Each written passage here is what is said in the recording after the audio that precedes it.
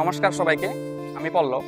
আমি এখন ঠিক রয়েছি আমাদের উত্তর ভারত চন্দ্রনগর যে গ্রাম, সেখান থেকে বিলুনিয়াগামী যে রাস্তাটা রয়েছে তার রতনবাড়ি নামক একটি জায়গাতে।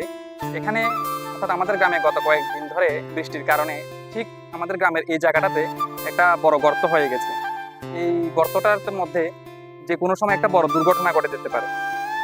অতিরিক্ত বৃষ্টির কারণে মাটিগুলি এখান থেকে সরে গেছে, সরে যাওয়ার কারণে একটা গর্ত সৃষ্টি হয়েছে।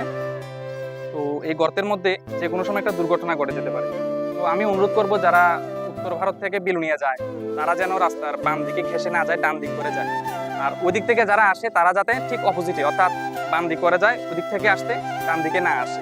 এভাবেই যদি যায় তাহলে দুর্ঘটনা ঘটার সম্ভাবনা কম থাকে। এখানে মাটিগুলি সরে যাওয়ার কারণে অনেক বড় গর্ত সৃষ্টি হয়েছে, আপনারা দেখতেই পাচ্ছেন। যাতে কোনো দুর্ঘটনা না ঘটে সেজন্য এই ব্যবস্থা। আর অবশ্যই আপনারা চেষ্টা করবেন যাতে এই দিক থেকে না গিয়ে ওই দিকে করে যাওয়ার জন্য, অর্থাৎ ডান দিকে ঘেঁষে যাওয়ার জন্য। ধন্যবাদ সবাইকে।